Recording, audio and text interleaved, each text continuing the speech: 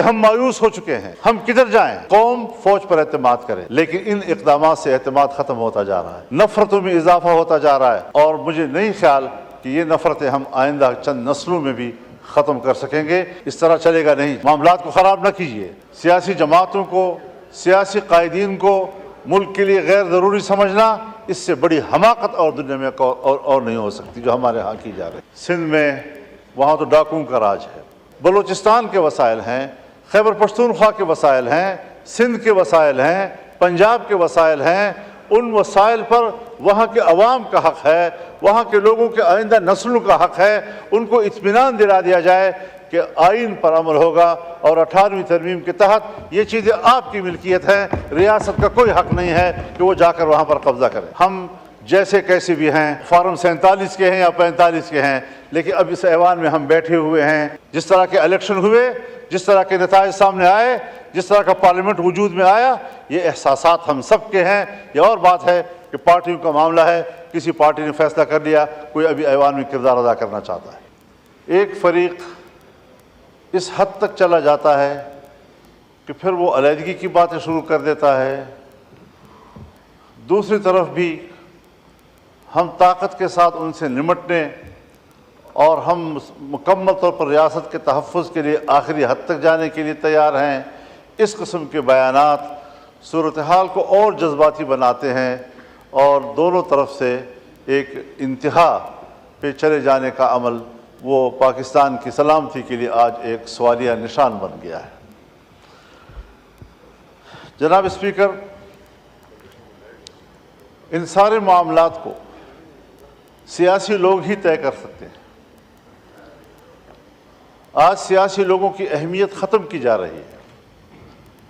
جہاں معروف، معاملہ فہم، تجربہ کار اور سینئر سیاسی قیادت ہے، ان کو سائیڈ لائن کیا جا رہا ہے۔ ظاہر ہے کہ اس کی جگہ نئے نوجوان لیں گے، وہ تجربہ بھی نہیں رکھتے، معاملہ فہمی سے بھی محروم ہوتے ہیں، جذباتی بھی ہوتے ہیں، اور اس سے معاملات اس قدر الجھ جاتے ہیں کہ پھر اس گتھی کو سلجھانا ریاست کے لیے بھی مشکل ہو جاتا ہے۔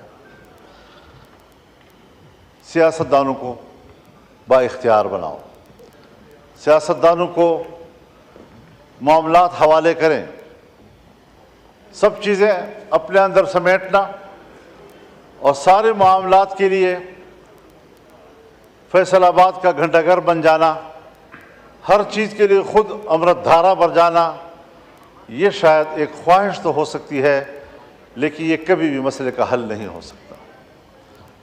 میں آج بھی سوچتا ہوں کہ کیا ہماری حکومت کے پاس یہ صلاحیت ہے، کیا ان کے پاس یہ اختیار ہے کہ وہ خود فیصلہ کر سکیں، یا اپوزیشن کو اعتماد میں لے کر پارلیمان خود اس کے لیے کوئی اقدام کرے، مذاکرات کرے، بات چیت کرے اور ملک کے اندر اس اضطراب کو ختم کرے۔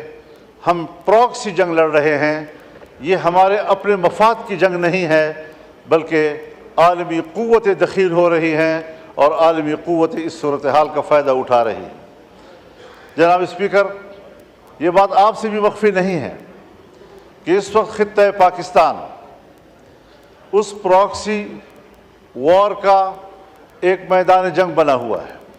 امریکہ، چائنا، سی پیک اور گوادر، یہ سارے وہ معاملات ہیں کہ جہاں پر ایک سرمایہ کاری کرنا چاہتا ہے جس کے ساتھ آپ نے معاہدات کیے ہوئے ہیں، لیکن آج ان میگا پروجیکٹس کے سامنے رکاوٹیں کھڑی ہو گئی ہیں۔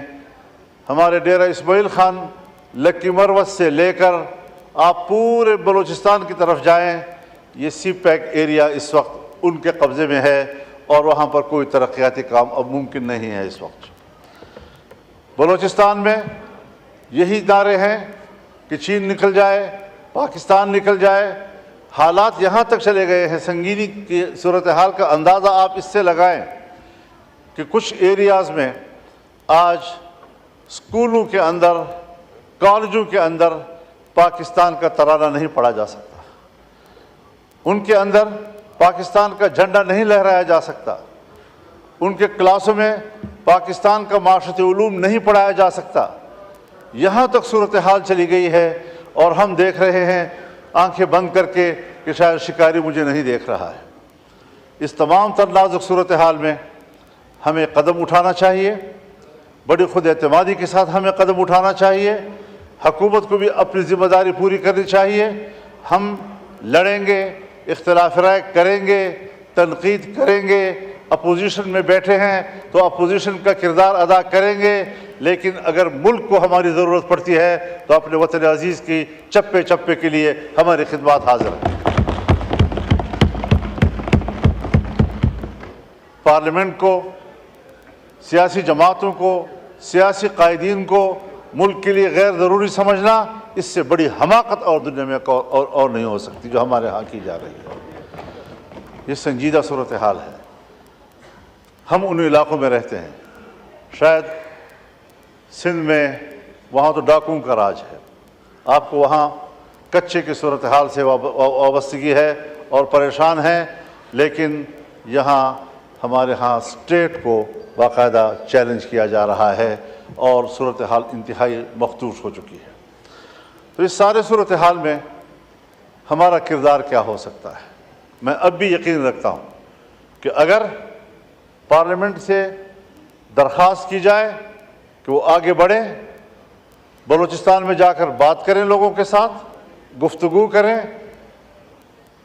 کے پی میں آئیں، وہاں کے لوگوں سے بات چیت کریں، گفتگو کریں، تو صورتحال کو دوبارہ واپس اپنے حالت پہ لایا جا سکتا ہے۔ لیکن اس انداز سے صورتحال مزید خراب ہوتی چلی جا رہی ہے، اور میں چونکہ تجربہ رکھتا ہوں، حضرت 2006 سے اس ساری صورتحال میں جب ریاست ناکام ہو جاتی ہے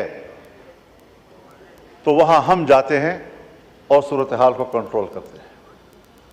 میں ابھی الیکشن سے پہلے افغانستان گیا، 1 ہفتہ میں نے گزارا، پاکستان افغانستان کے تمام شعبوں میں باہمی تعاون، سرحدات کا معاملہ، مسلح گروہوں کا معاملہ، مہاجرین کا معاملہ، باہمی تجارت کا معاملہ، ان سب پر تفصیلی گفتگو کے بعد میں مکمل کامیاب واپس آیا، اور میں نے وزارت خارجہ اور پاکستان کے ذمہ داروں کو آگاہ کیا اس سے، اور وہ مطمئن ہوئے، اپریشیٹ کیا، کہا میکینزم کیا ہوگا؟ میں نے کہا وہ ریاست کا معاملہ ہے، میرا ذاتی معاملہ نہیں ہے، میں تو اپنی کیپیسٹی میں گیا تھا، ان کی دعوت پہ گیا تھا۔ تو یہ کوئی مشکل چیزیں نہیں ہیں، لیکن اگر ہم سنجیدگی کے ساتھ بیٹھ کر تسلی سے بات چیت کر سکیں۔ یہاں پر سوال اٹھائے جاتے ہیں، صاحب حملہ ہو گیا، بشام میں حملہ ہوا، یقیناً بری بات ہے، ہمیں اقدام کرنا چاہیے ان کے خلاف۔ سیدھا الزام آ جاتا ہے کہ یہ تو افغانستان کے لوگ ہیں، افغانستان کے لوگ ہیں تو افغانستان کے لوگ مجرم ہیں پھر، لیکن وہ 1 یا 2 چوکیوں کو عبور کر کے کوئٹہ پہنچتے ہیں، اور کوئٹہ سے لے کر بشام اور کوہستان تک 250 چوکیاں ہیں، ان کو عبور کرنا کیا وہ بھی افغانستان کی ذمہ داری ہے؟ ہم کہاں تھے وہاں پر؟ سرحدات پر ہماری فوج ہے، ان کے پاس تو اتنی فوج ہی نہیں ہے کہ وہ سرحدات کنٹرول کر سکے۔ لیکن اس سارے صورتحال میں صرف اس سے کام نہیں بنے گا کہ ہم ذمہ داریاں کسی اور پہ ڈال دیں، ہمیں خود اپنی ذمہ داریوں کی طرف بھی متوجہ ہونا ہوگا۔ دوسری بات میں یہ عرض کرنا چاہتا ہوں، یہ چیز اس میں ہے کہ پرائرٹیز دیکھنی چاہیے۔ اس وقت یقیناً یہ ایک اہم مسئلہ ہے کہ جو مسنگ پرسنز ہیں، یہ بڑا ایک انتہائی اہم مسئلہ ہے اب لوگوں کا۔ ان کے پیارے جو ہیں وہ 10 سال 20 سال سے غائب ہیں، ان کو نہ یہ بتایا جا رہا ہے کہ وہ مر چکے ہیں، وہ زندہ ہیں، وہ جیل میں ہیں، بھاگ گئے ہیں، جہاں بھی ہو حکومت کی ذمہ داری ہے کہ وہ اس کے خاندان کو بتائے کہ تمہارا بچہ کدھر ہے۔